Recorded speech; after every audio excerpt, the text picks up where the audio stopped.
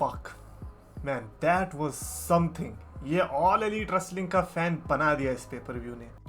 तो yes, so much champions of the world, मैं हूँ 3DX Chetan, the best wrestling creator on this Asian subcontinent with the best wrestling audience, and today you are going to witness the best review and you will realize what a review looks like. I hope you get entertainment with this. सबसे पहले तो भाई मैं बता रहा हूँ, ये जो all elite wrestling all in pay per view था ना, इसने मेरे को all in कर लिया for all elite wrestling. I was the biggest hater, but I don't think so कि अब मैं वो biggest hater रहने वाला हूँ। हाँ, फैन बेस से तो मैं अभी भी चिढ़ने वाला हूँ, बहुत गंदा वाला। बट यार क्या इन्होंने, एक तो ये WWE वाली चीज़ जो इन्होंने अब पकड़ी है ना, मेरे को लग रहा है अब इनको फायदा होगा। ये जो पहले कर रहे थे ना, compete करने की कोशिश कर रहे थे, कुछ अलग देने की कोशिश कर रहे थे, बार बार फेल हो रहे थे, अब नहीं हो रहे। क्योंकि अब अच्छा शो क्यों आया? क्योंकि अब वो उसी पॉलिसी पे चल रहे हैं। And this is what I loved. बहुत सारे मैचेस देखने को मिले, बहुत सारे मेरे फेवरेट मैचेस भी आए, फेवरेट स्पॉट्स भी आए। सबसे पहले शुरुआत करते हैं, इनका ऑल एलीट रेसलिंग ट्रायोस की चैंपियनशिप थी, तीनों चैंपियनशिप ऊपर लटक रखी थी। या एक काम करते, सबसे पहले नॉर्मल क्राउड की बात कर लेते। क्राउड भाई, पहली बात तो यूके में हो रहा है। यूके की क्राउड जो होती है आपको पता ही कितनी भयंकर होती है। वो नॉर्मल सी चीज को भी ऐसा मोमेंट दे देंगे कि ऐसा लगेगा कि अरे, और सोचो अगर यूके की क्राउड किसी को भाव ना दे तो सोच लो उसका कितना बेड़ा गर्क हो रखा होगा। और आज भाई 50,000 के ऊपर तो बंदे थे। मेरे को सोशल मीडिया पे समझ पे नहीं आ रहा कि लोग 90,000 क्यों लेकर। भाई 50,000 और 53,000 की तो कैपेसिटी थी, 90,000 कौन से? उसमें भी टाप्स दिख रहे थे लगे हुए, उसमें भी क्या भाई कुछ भी बोले जा रहे हैं। जब AEW फैन है तो कुछ भी हक दोगे क्या? खैर 50,000 बंदे थे, that is still more than enough. और वहां पर हमें सबसे पहले ट्रायोस का मैच देखने को मिला। तीनों बेल्ट ऊपर लटकी पड़ी है। आई थिंक क्रिश्चियन केज और लूचासोरस और ये सब है चैंपियंस, ये अपनी टाइटल्स डिफेंड कर रहे थे। और भाई स्टार्टिंग में ही ये मैच आ गया। स्टार्ट जो 10:30 बजे शुरू हुआ था पेपर व्यू, वहां से मैच ही शुरू हुआ है डायरेक्ट, क्योंकि प्री शो में इनकी एंट्रेंसेस हो गई थी। और मैच शुरू होते क्रिश्चियन भाग गया उधर से, क्रिश्चियन भाग गया। ये बहुत ऐसी चीजें नहीं होती जो मैंने बताया था कि यार ऑब्वियस सी चीजें ये कर दिया करो। जैसे कि अगर आपको चैंपियनशिप मैच चाहिए तो क्या है, चैंपियन को जाके थप्पड़ मार दो। भाई चैंपियन की ईगो इतनी बड़ी होती है कि ऑब्वियसली वो आपको चैलेंज कर ही देगा। तो वही क्रिश्चियन ने एक यहाँ पे सिंपल सा फंडा अपनाया कि भाई लैडर मैच ही तो है, मेरे को जरूर थोड़ी रिंग में रहना है, मैं भाग जाता हूँ, अपनी एनर्जी बचाता हूँ। बहुत बेस्ट डिसीजन लिया मेरे हिसाब से तो। बट ये था ट्रायोस। तो आपके जो दो बंदे थे, क्योंकि आप 33% कैरी कर रहे हो, तो आपके जो दो बंदे थे उनको तो पीड़ दिया बेचारों को, क्योंकि बाकी सब तो 3-3 के ग्रुप में ही आए थे ना। तो भाई बहुत बुरी तरीके से पिटाई हुई और टेबल स्पॉट्स भी देखने को मिले हमें काफी अच्छे। बट अगेन जब क्रिश्चियन आता है ना, मजा तो फिर तभी होता है, क्योंकि क्रिश्चियन आता है फिर वो स्प्रे भी यूज कर लेता है, फुस करके मार देता है बेचारे व्हीलर यूटा के ऊपर। अदरवाइज मेरी जो इसमें प्रेडिक्शन थी, मेरा तो ऐसा जिसमें कुछ था नहीं कि कोई भी जीत जाए, मेरे को फर्क नहीं पड़ता। But when it comes to the match I think Christian ने इस मैच में बहुत अच्छे से जान डाल दी थी। अदरवाइज तो ये मैच एकदम स्पॉट फेस्ट होता, भूलने लायक होता। बट द फैक्ट कि तुम्हारे पास ऐसे बंदे हैं जो कि वेटरन्स है WWE के, उनको पता है कि स्टोरी लाइन कैसे कैरी करनी होती है, उन्हें पता है कि कैसे अगर कोई पहली बार भी देख रहा है तो उसको उस मैच में इन्वेस्ट कराया जा सके। क्रिश्चियन केज ने वो चीज करी।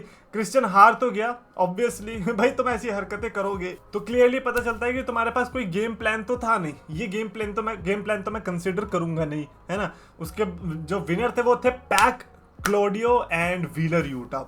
आई थिंक ये BCC की फैक्शन है, जॉन मॉक्सली और ये सब है। आई डोंट नो, मेरे को ये नहीं पता कि पाक इनमें कब आ गया। बट द फैक्ट कि वो उसमें है, like very bad as faction, right. But या यहाँ पे क्रिश्चियन की टीम ने टाइटल हार गया। आई really enjoyed the match. I think अगर मेरे को उसको 5 में से रेटिंग देनी होगी, I would give it a solid 4.25 out of 5 की star rating. I have nothing to complain about the fact कि मेरे को बोरिंग नहीं लगा, कंसिडरिंग कि मेरे को स्टोरी लाइन वगैरह कुछ नहीं पता। I really enjoyed this match. उसके अलावा आता है Mariah versus timeless Toni Storm. Toni Storm की एंट्रेंस कमाल की, लाइक टोनी स्टॉर्म का कैरेक्टर एक टाइम पे मेरे को ऐसा लग रहा था कि बड़ा वो है, क्या कहेंगे उसको, लाइक डेली सोप ओपरा ड्रामा टाइप, है ना। बट द फैक्ट कि वो मिमिक कर रही है WWE के स्टाइल को, कि यार लोग WWE के इस स्टाइल को पसंद करते हैं, तुम्हें नाटक वाटक पसंद है तो लो मैं वही परफॉर्म कर देती हूँ, बट एक्स्ट्रा एग्जैजरेट करते हुए। और टोनी स्टॉर्म का ये कैरेक्टर मेरे को लगता है वुमेन्स डिवीजन में टॉप 3 की लिस्ट में आने वाला है, क्योंकि WWE की वुमेन्स डिवीजन में तो ऑलरेडी कुछ ही कैरेक्टर्स बचे हुए हैं, बाकी सब तो पता नहीं डड से हुए पड़े। But timeless Tony storms actually makes you care about the story line. मेरे को इस स्टोरी लाइन के बारे में काफ़ी कुछ पता चला, और वो जो आइकॉनिक सीन था जिसमें वो सैंडल मार दिया था टोनी स्टॉर्म के, तो उसके बाद ऑब्वियसली हर कोई टोनी स्टॉर्म की तरफ जाना चाह रहा था। और जो वो मराया है भाई, वो तो क्या तगड़ी लड़की है भाई साहब। उसने जो टोनी स्टॉर्म के साथ आया था बंदा, उसको तो मारा ही मारा, अपनी मम्मी के थप्पड़ मार दिया। ये कौन करता? अबे ये कौन करता? अपनी मम्मी में बजा दिया उसने यार। दो थे, एक तो ये वाला मैच और इसके पहले वाला मैच जिसमें क्रिश्चियन था, उसमें भी मदर वेन आई थी, स्प्रे की हेल्प करी थी जिसमें, इसमें भी मदर को चांटा पड़ा। ये क्या हो रहा है? इतनी मदर्स क्यों इन्वॉल्व हो रही है इनके मैचेस में? बट खैर ब्लडी फेस कर दिया था पूरा मराया का, जो कि ऑब्वियस था क्योंकि वही बदला लेना था ना टोनी स्टॉर्म को, कि भाई तूने मेरे को खून खून करा था, अब तेरी बारी है। उसका नाम आई थिंक लूथर है, जो बंदा आया था ना टोनी स्टॉर्म के साथ, उसने तो मिडिल फिंगर भी दिखा दी थी मराया को, और उसके पास शू भी आ गया था हाथ में। बट वो शू फिर टोनी स्टॉर्म के हाथ में आया, लेकिन अटैक नहीं किया, बिकॉज ऐसा लग रहा था कि यार टोनी स्टॉर्म उतनी हेट नहीं करती जिस तरीके से उसने हेट करी, क्योंकि अल्टीमेटली दोनों साथ में रहे हैं। तो एक होता है ना एक बंदा जिसको अंदर से थोड़ा सा कनेक्शन होता है कि यार इसको तो मैंने पाला है बचपन से, इसके साथ तो मैं रहा हूँ, इसने भले ही कितना धोखा दिया होगा मुझे, बट मैं इसकी तरह हरकत नहीं कर सकता। तो उसने वहां पर अटैक नहीं किया, इमोशनल हो गई। The reason I am saying emotional, क्योंकि वही टर्निंग पॉइंट था। उसके बाद ही क्या बोलते हैं, मराया ने अपना अटेम्प्ट किया, हालांकि तब तो नहीं हुआ, लेकिन फिर अल्टीमेटली फिनिशर मार के चैंपियन बन गई। And that's crazy, that's crazy. I was not expecting this ending.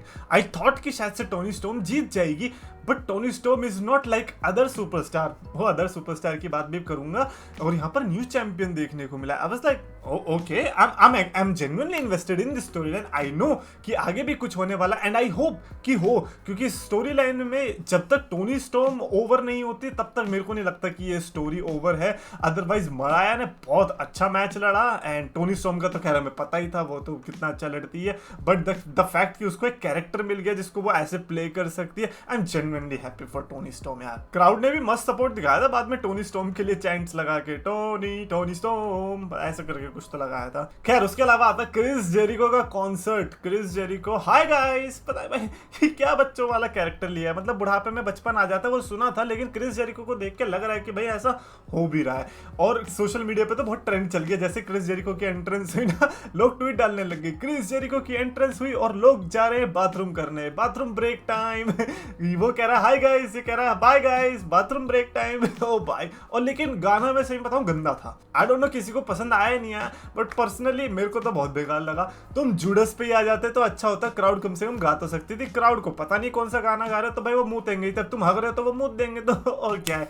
खैर क्रिस जेरिको का मैच था अगेंस्ट वन आइड हुक, यानी कि एक ही आंख के साथ हुक आया था और एक आंख के साथ लड़ना था 3-on-1 मैच। इसको मैं 3-on-1 ही बोलूंगा, क्योंकि बिग कैश भी है उधर, बिग बिल के नाम से जो जाना जा रहा है, और दूसरा बंदा भी आई थिंक ब्रायन कीथ करके था। तो बेसिकली 3-on-1 ही था। एक चीज जो मेरे को लगी कि यार इसमें कोई नॉर्मल मैच था भी या नहीं था, सब में स्टिपुलेशन थी, सब में कुछ ना कुछ बजाया जा रहे थे, इंटरफेरेंसेस हो रही थी। आई वाज लाइक ठीक है भाई कर लो। खैर जेरिको का मेरे को वाला पार्ट अच्छा लगा था। जेरिको इतना बड़ा डंडा लेता है, डंडा मारने की कोशिश करता है, लेकिन वो बेचारा डंडा बिग बिल को ही लग जाता है। और वो अच्छा स्पॉट इसीलिए भी था क्योंकि सिर्फ डंडा ही नहीं लगा था, वो डंडा लग के धूम टेबल पे जाके गिरा है। और जब आपका बिग बिल ही आउट हो जाता है तो फिर आपको पता है कि अब आपके चांसेस कम है जीतने के। एंड द फैक्ट कि एक जो ब्रायन कीथ बचा था कि यार अभी तो ये तो बचा है, वो आ रहा था इंटरप्ट करने के लिए, जब सबमिशन में लगा रखा था हुक ने, तो पीछे से टैज आ जाता है यार। अबे टैज आ गया भाई, पापा आ गया हुक का। यब टैज ने आके सबमिशन में फंसा लिया ब्रायन कीथ को, और क्रिस जेरिको को तो सबमिशन में फंसा ही रखा था। क्रिस जेरिको ने कर दिया tap out and boom, hook won the match. And like this was a good match. I'm not going to say बेकार मैच था, बट परफेक्ट मैच भी नहीं था।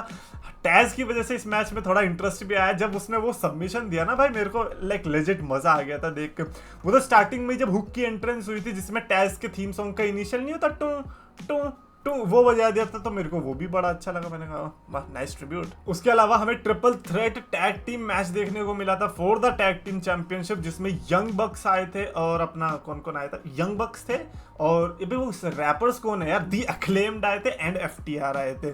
ऑब्वियसली FTR तो ऐसा लगता है मेरे को हर टैग टीम मैच में डाल ही देते।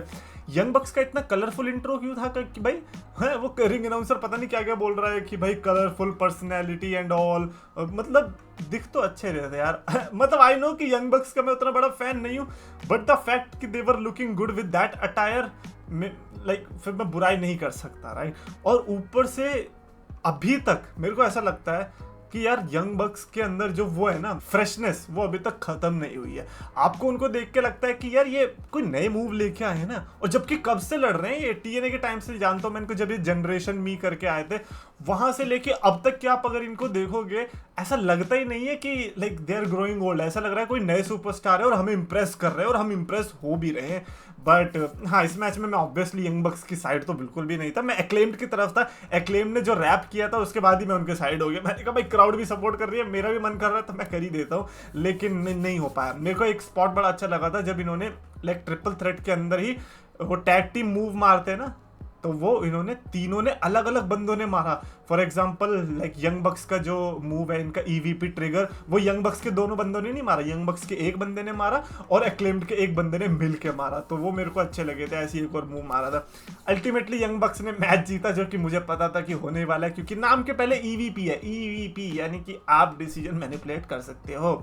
और यंग बक्स तो पता नहीं कैसे बंदे हैं, 2019 में देखा था तब भी ऐसी थे, चैंपियन वैम्पियन, और अब भी ऐसी हैं। इनको इनसे कोई लेगा चैंपियनशिप की नहीं लेगा। खैर उसके बाद आता है interesting part, farmer NXT UK superstars, I think farmer NXT UK champions भी है, ग्रिजल्ड यंग वेटरन्स आते हैं और अटैक कर देते हैं, बूम, बेचारे लूजर्स को, आई थिंक अक्लेम्ड को अटैक करते हैं। अपना बेसिकली ये दिखाते हैं कि हम आ गए हैं भाई, अब हमें भी ध्यान दो। I think this was not the debut, क्योंकि इसके पहले वो ऑल एलीट रेसलिंग के शोज में लड़ चुके हैं, बट बड़े सीन पे यहाँ पर इनका रिटर्न देखने को मिला। और क्योंकि वो भी यूनाइटेड किंगडम से ही है, देन इट मेक सेंस कि हाँ यूनाइटेड किंगडम में उनका ऐसा इंपैक्ट आना था। उसके अलावा लंदन में ये था कि यार दोबारा से नहीं आ रही क्या ऑल एलीट रेसलिंग लंदन में, नेक्स्ट ईयर शायद से WWE ही आ रही है।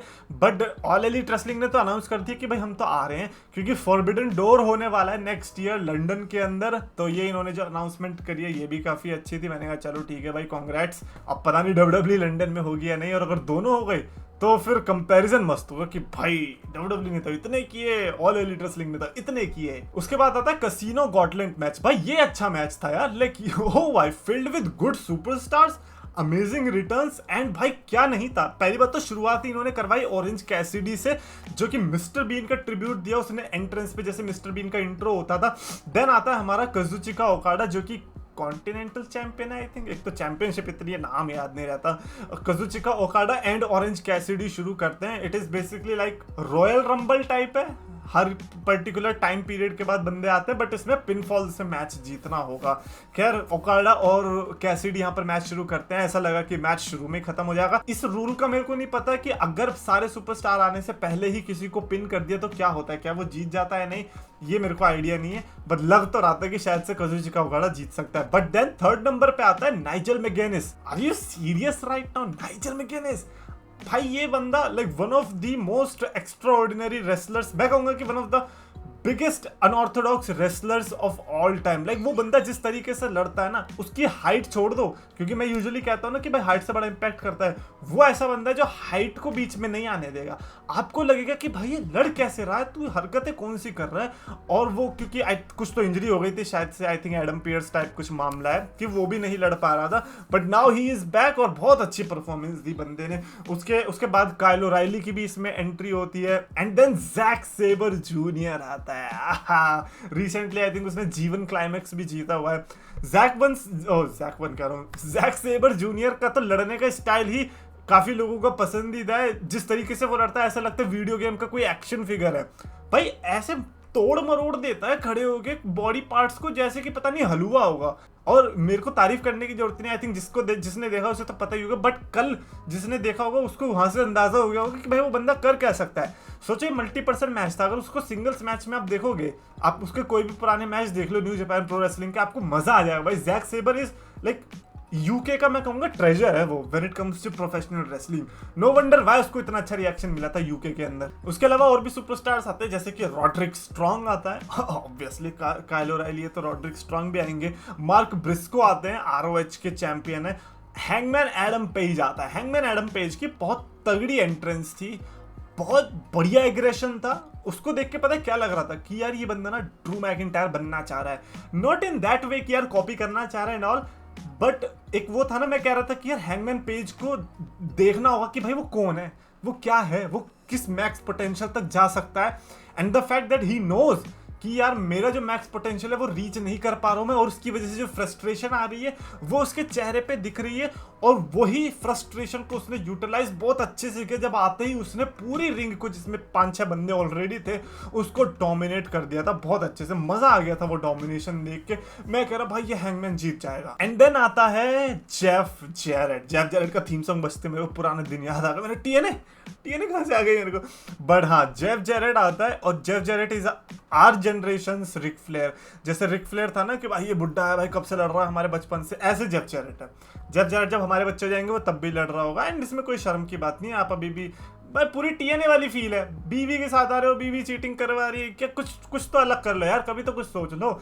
बट देन उसके बाद आता है रिकोशे की एंट्री पे people went crazy because Ricochet ने recently WWE छोड़ी थी and everybody was expecting कि कहीं तो आने वाला है। और जब ये All Elite Wrestling के अंदर आया ना, आप उसका कॉन्फिडेंस अलग लेवल पर देख सकते हो, because now he knows कि उसको वीक नहीं दिखना है, उसको अपना मैक्स पोटेंशियल दिखाना है लोगों को, और वो दिखाया भी उसने अपने मूव्स के अंदर। उसको कहीं पे भी होल्ड बैक करने की जरूरत नहीं है, जस्ट बिकॉज सामने कोई तगड़ा सुपरस्टार है।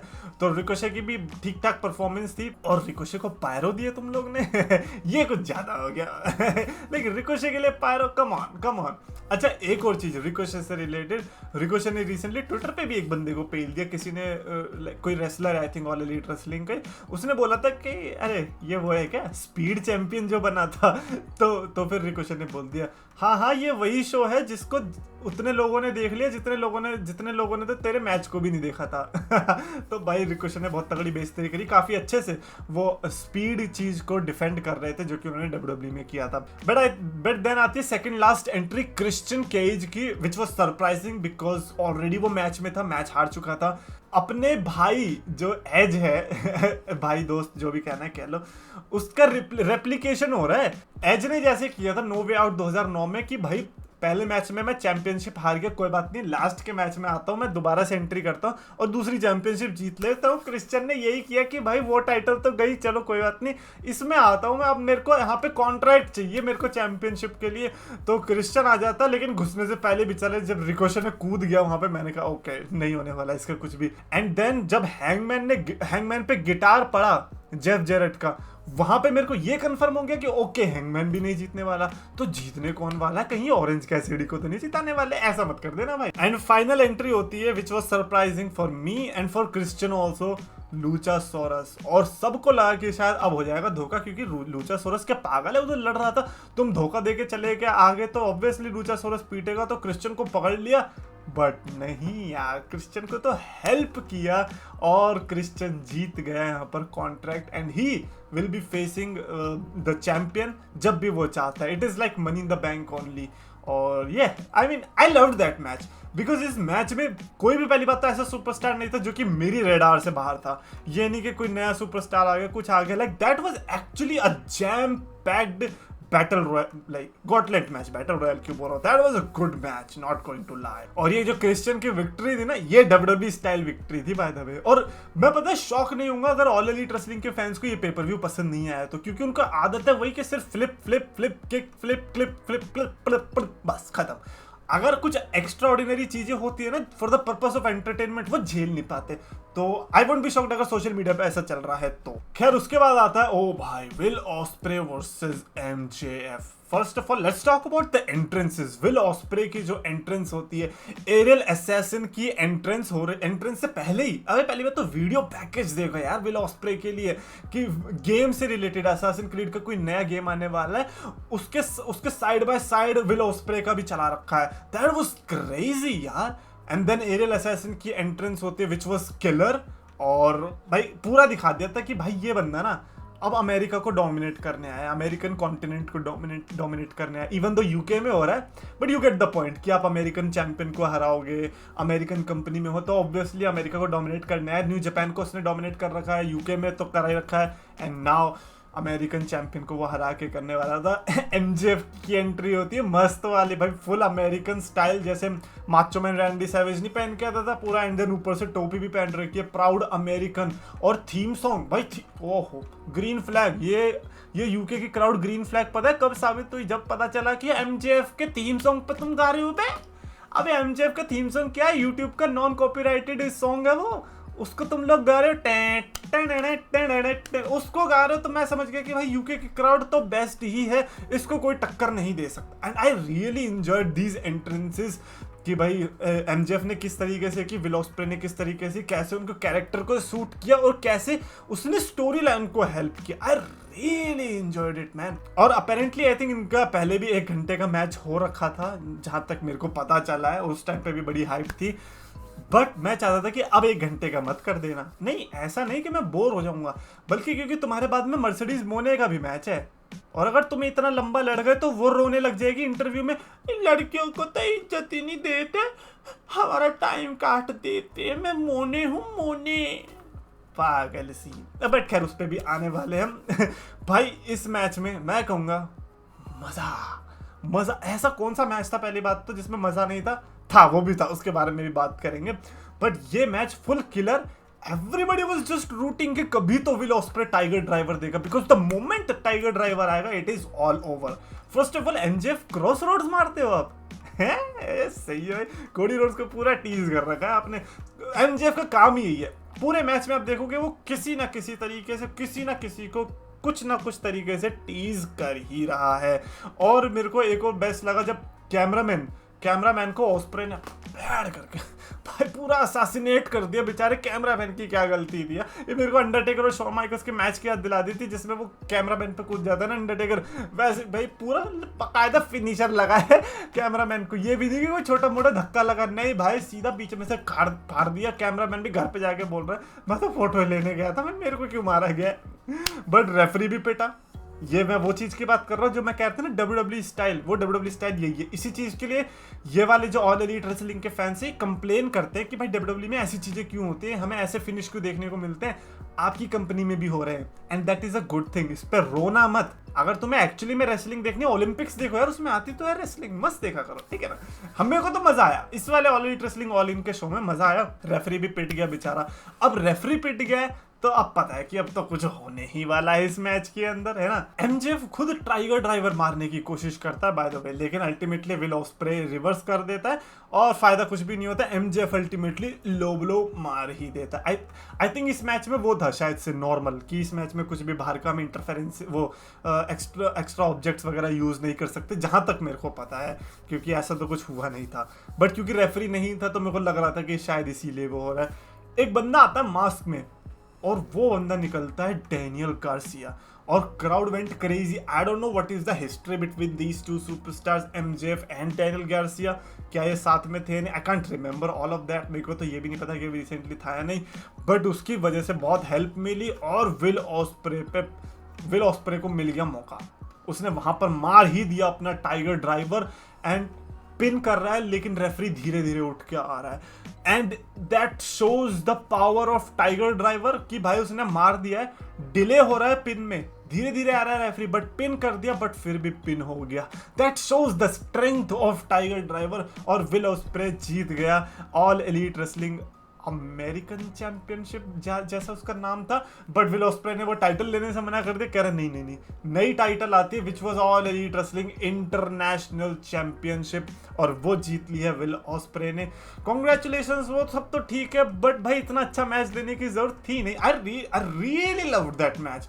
ये ऐसा मैच था जो कि आप किसी भी प्लेटफॉर्म पे दोगे लोग एक्साइटेड होंगे, क्योंकि इसमें क्या नहीं था मेरे को बताओ। इसमें एक अंडरडॉग था, है ना, अंडरडॉग इसमें विल ऑस्प्रे ही था। आई अंडरस्टैंड कि लाइक बड़ा वो मुश्किल हो रहा है सोचने कि विल ऑस्प्रे अंडरडॉग था, बट था क्योंकि चैंपियन एडवांटेज भी नहीं था उसके पास।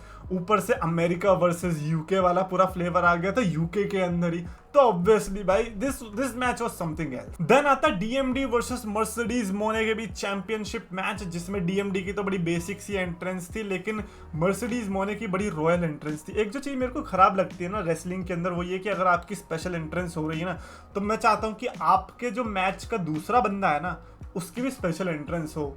आप फीकी फकाट एंट्रेंस लेके आ गए, उसको दे रहे हो रॉयल एंट्रेंस, पूरा चैरियट में बैठ के आ रही है अपने फैंस के साथ। ओ सॉरी, वो तो कुत्ते थे ना, नहीं नहीं सॉरी, फैंस नहीं थे, वो कुत्ते थे। भाई मर्सिडीज मोने के fans are toxic. I mean toxic might be like very good word. Toxic से नीचे जो हो सकता है ना भाई, मर्सिडीज मोने को भाई पसंद कैसे कर सकता है? She is so full of herself. कल की वीडियो में मैं बोलने वाला था कि अगर मर्सिडीज मोने इतनी ही है अपनी बातों की वो कि भाई वुमेन्स रेवोल्यूशन में वुमेन्स को वो चाहती हूँ, मैं ये चाहती हूँ, मैं चाहती हूँ कि सबको मौका मिले, मैं थ्राइव करवाना चाहती हूँ, ये करती हूँ वो करती हूँ, तो हार जा चैंपियनशिप, दिखा देना हमें। क्योंकि इस समय पर अगर डीएमडी नहीं जीत रही तो मुझे बताओ कब जीत रही है? This is the final time. अगर अब डीएमडी नहीं जीतेगी तो फिर कब जीतेगी? क्या ये वुमेन्स रेवोल्यूशन था तुम्हारा, जिसमें तुम्हारा पूरा सेल्फिश पना इसमें दिख गया यार? और एक पॉइंट पे तो मैं कहता कितना चिल्ला रही है यार मैच के अंदर।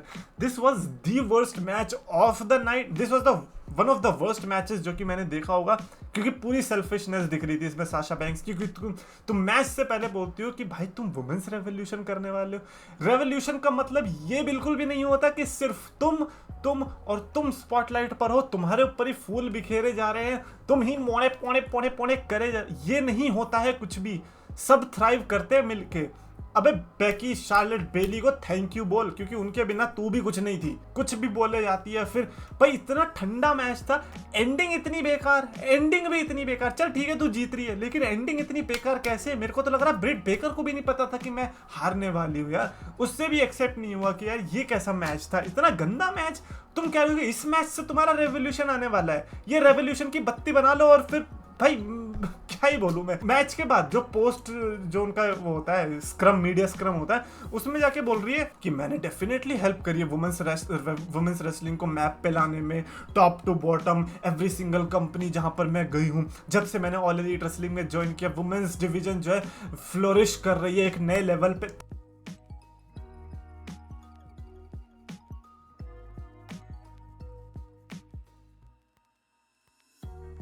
तेरे अलावा तूने किसको हेल्प कर दिया मुझे ये बता दे। अब टोनी स्टोम तो कुछ है भी नहीं, उसने तो कोई मेन इवेंट भी नहीं लड़ा है, रेसलमेनिया का कुछ भी नहीं किया है। उसने जाके एलिवेट किया है एक सुपरस्टार को, खुद तो हुई है, दूसरों को भी किया है, लेकिन वो जाके बकवासबाजी तो नहीं कर रही। बेवकूफ है भाई, एक नंबर की सेल्फिश, इससे ज्यादा सेल्फिश मैंने नहीं देखी।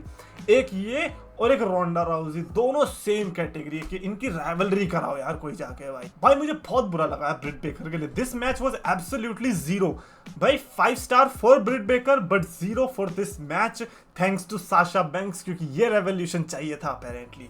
Fuck off. Anyways, Jack Perry और डार्बी एलिन का मैच देखने को मिलता है। ये इनका कॉफिन मैच था कि भैया वही ना, कॉफिन में बंद कर देना है। टीएनटी चैंपियन जैक पेरी अपना स्केपगोट। ओह भाई मैच, अगर डार्बी एलिन, मेरे को डार्बी एलिन के मैचेस तो ऑब्वियसली देखे हैं मैंने। डार्बी एलिन वो बंदा दिखता तो सूकड़ा सा है, लेकिन वो बंदा ना छत से कूदने को तैयार है। आई थिंक जेफ हार्डी उसकी इंस्पिरेशन है, तो ऑब्वियसली बनता भी है। बट मैच का सबसे बड़ा पॉप तो तब आया जब जैक पेरी ने वो जो जैसे वो पोटली होती है, पोटली निकाल के ऐसे बिखेरी और उसके अंदर से निकले रियल ग्लास। रियल ग्लास, अबे समझ रहे हो सीएम पंक का रेफरेंस। सीएम पंक और जैक पेरी की लड़ाई क्यों हुई? रियल ग्लास को ही तो लेके हुई, और भाई क्राउड तो पागल हो गई भाई, मजा आ गया। डार्बी एलिन का लेकिन सबसे बड़ा लाइक ऑब्वियसली जैक पेरी उस पर गिर तो गया, लेकिन डार्बी एलिन के साथ बुरा हुआ जब उसका हाथ बंधा एंड उसका पैर भी बांध दिया बेल्ट से। अब तक तो बहुत अच्छा मैच चल रहा था, लेकिन उसके बाद पूरा वन साइडेड हो गया, कुछ नहीं बचा। ऊपर से धक्का मार फेंक दिया बेचारे को टेबल पे, स्टेज से गिरा दिया। एंड देन उसके बाद उसको जो वो होता है ना बॉडी बैग बोलते हैं, जिसमें डेड बॉडी को अंदर बैग में डाल के ले जाते, उस बैग में अंदर डाल दिया और घसीटते घसीटते कॉफिन तक ले गया, कॉफिन में डाल दिया। एंड कॉफिन बंद करने वाला था कि अंडरटेकर की तरह उठ गया। ओ मैंने कहा भाई अब क्या होने वाला है, क्या ये मैजिशियन की तरह इसने हाथ खोल दिए और फिर अंदर बाहर निकलने वाला? नहीं, इतना कुछ नहीं था। मैं लिटरली ऐसे ही एक्सपेक्ट कर रहा था, बट भैड़ करके किक आती है बेचारे डार्बी एलिन के और फिर बंद कर देता है कॉफिन। ओ कॉफिन बंद करने से पहले बाद में थूकता भी उसके मुंह पे। that very disrespectful man, very disrespectful. And obviously Jack Perry यहाँ पर मैच जीता है, टाइटल रिटेन करता है, but that was a good match. Like दो ऐसे बंदे जिनका आप हाइट ऐसी देख लो, अगर वो ऐसा मैच दे पाते हैं. और जैक पेरी का मैं क्या कह रहा था कि बस इस बंदे को टीवी पे दिखने की जरूरत है, इसका कैरेक्टर बहुत स्ट्रांग हो जाएगा, और वो दिख भी रहा है. वो जो थूक था ना, उसने उसके कैरेक्टर को बहुत एलिवेट किया, नॉट गोइंग टू लाई. जिसने टीवी पे देखा ऑब्वियसली उसे पता चलेगा, लाइव में तो खैर क्या ही पता चलने वाला है. बट उसके बाद यंग बक्स भी आते हैं, जलाने की कोशिश करते हैं. भाई मैं कह रहा हूँ, भाई कहाँ तुम डब्ल्यूडब्ल्यू इतना भी नहीं बनना. अब डब्ल्यूडब्ल्यू खुद नहीं करती अब ये सब चीजें, तुम कहाँ करने बैठ गए हो. वो जलाने की कोशिश करता, बट देन कम्स स्टिंग. क्या भाई तुम मार दो यार, तुम क्या क्या करवाने वाले हो. स्टिंग की रिटर्न होती है, आई थिंक जब से रिटायरमेंट लिया तब से नहीं आया जहां तक मेरे को पता है. And then he comes to save Darby Allin. Obviously दोनों साथ में ही रहे हैं most of the time All Elite Wrestling के अंदर, एंड वो बचा भी पाते हैं. डबल डेथ ड्रॉप पड़ता है यंग बक्स को, कलेजे में ठंडक सी पड़ जाती है. But that was a great segment, not going to lie. And then final match आता है, मेन इवेंट. गूज बम्प्स भाई, गूज बम्प्स आते हैं जब बजता फाइनल काउंटडाउन बाय ब्रायन डैनियल्सन. क्योंकि फाइनल काउंटडाउन एक सॉन्ग ऐसा है, अपने आप में मोटिवेशनल सॉन्ग है वो तो, है ना. अब किसका गाना है ये, यूरोप करके बैंड है शायद उनका. बट एनीवेज किसी का भी हो, मेरे को उससे फर्क नहीं पड़ता. बट द फैक्ट इज कि डैनियल ब्रायन दोबारा से इस थीम सॉन्ग को वापस लाया, जो कि ROH में भी यूज करा करते थे. आई थिंक AEW में भी एक बार उन्होंने यूज किया है. इसको लाना बनता भी था, और मैं चाह रहा था कि ये आए. और कंफर्म तो तब हो गया जब इनके ग्राफिक्स को मैंने देखा. इनका ग्राफिक्स ही यही था, title versus career the final countdown. मैंने कहा ये तो आ रहा है भाई, थीम सॉन्ग आ रहा है. मजा आ गया. एंट्रेंस पे पता चल गया था कि भाई everybody is rooting for Daniel Bryan. But then आता है स्वर्ड स्ट्रिकलैंड की एंट्रेंस, उसके लिए भी अच्छा रिएक्शन था. बट वी वर लाइक ठीक है, अगर ये हार भी जाता है तो उतना बुरा नहीं लगेगा, क्योंकि अल्टीमेटली करियर खत्म हो जाएगा डैनियल ब्रायन का. और फिर ये भी था कि अगर ये करियर खत्म हो गया तो लोगों का ये था कि कहीं WWE में ना चले जाए. उसका तो खैर मेरे को गारंटी थी कि नहीं जाने वाला, इतना कुछ इसने बोल दिया है कि चांस ही नहीं है. ये पूरा जो मैच था ना, आई थिंक आधे घंटे के आसपास मैच था. लिम्ब बाय लिम्ब टाइप का एक्शन था स्टार्टिंग में तो, कि भाई पहले तो मेरे को सारी बॉडी पार्ट सबके पाड़ने हैं. डैनियल ब्रायन को तो मेसी कर दिया पूरा. मेसी, अरे रोनाल्डो मेसी वाला नहीं, वो ब्लड से पूरा मेसी कर दिया. उसका मुंह पूरा खोल दिया. बेचारी रिंग साइड पे बैठी है ब्री बेला और उसके दो बच्चे, उनको तो डरा दिया स्वर्ड स्ट्रिकलैंड ने. और स्वर्ड स्ट्रिकलैंड के साथ जो बंदा आता है, नानी नाम है उसका, वो उसके सामने ऐसे ऐसे करके डांस कर रहा. मैंने कहा तो पागल है क्या भाई, मर्सिडीज मोनी वाले हरकतें तेरे पे कहाँ से आ गई, कौन है भाई तो ये सब मत कर अगर उसके सामने. खैर डैनियल ब्रायन को देख के बड़ा बुरा लग रहा था. But this is what we need, कि यार आपको डैनियल ब्रायन को अंडरडॉग इस मैच के अंदर अंडरडॉग बनाना पड़ेगा. दे स्टार्टेड एज कि हाँ दोनों इक्वल है, बट फिर धीरे धीरे करके डैनियल ब्रायन को बिल्कुल नीचे तक ले गए, ताकि जब डैनियल ब्रायन ऊपर बढ़े लोग पागल हो जाए. मेडिकल टीम भी आ जाती है एक पॉइंट के बाद, कि ऐसा लगा कि शायद डैनियल ब्रायन के साथ कुछ हो गया, बट ऐसा कुछ भी नहीं था. उसके बाद जब किक आउट करता है डैनियल ब्रायन, 2 बार किक आउट करता है bye the way, those kick outs were fantastic, क्योंकि ऐसा लगा कि शायद से स्वर्ड स्ट्रोक जीत गया. और जब मैं कुछ और नाम रख लेता भाई, फंसे जा रहा है. स्वर्ड स्ट्रिकलैंड जब यस किक मारने जा रहा था डैनियल ब्रायन को, अच्छा बेटा उसका मूव तो उसी पे ही मारने वाला है, पीछे से हैंगमैन आ जाता कहीं से. अब 1 सेकेंड टाइम प्लीज.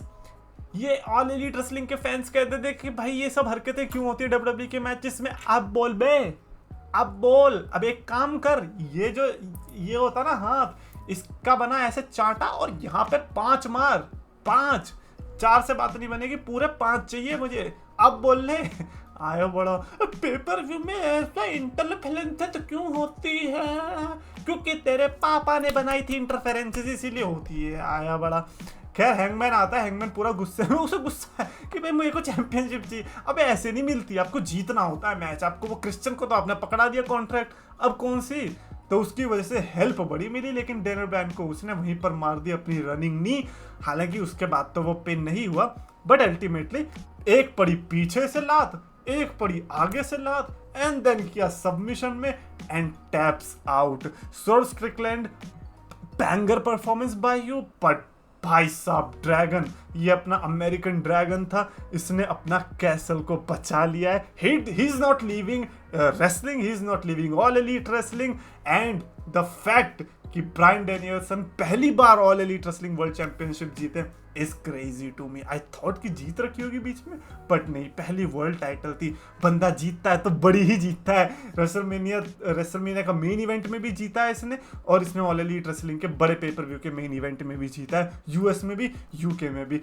कमाल का मैच मेरे हिसाब से। It was absolutely 5 star pay per view, और with 5 star matches like these were 5 star matches. ये जो साशा बैंक्स वाला मैच था ना, इसको मैं कुछ काउंट नहीं कर रहा, मेरे लिए it was dud, it was like हटा यहाँ से, फालतू का match. But overall this pay per view was a banger. If you have not seen it yet, please watch. It was definitely a worthy pay per view to watch. आपको इसमें कुछ भी complain नहीं आने वाली, ट्रस्ट मी व्हेन आई से this. Even Sasha banks का भी आप मैच देखोगे तो आपको कम से कम साशा बैंक्स की असलियत तो पता चल जाएगी। आपको इसमें कुछ ना कुछ तो पता चलने ही वाला है। हाँ, क्रिस जेरिको के बारे में आप एंट्रेंस स्किप कर देना बस, और उससे ज़्यादा कुछ नहीं। सो या दैट्स माई रिव्यू। कमेंट्स में लिख के बताना अपने थॉट्स, अगर आपने भी देखी तो। ओ भाई, इतनी लंबी वीडियो बन गई। अगर आपको वीडियो पसंद है तो प्लीज लाइक और शेयर करो, चैनल सब्सक्राइब करो।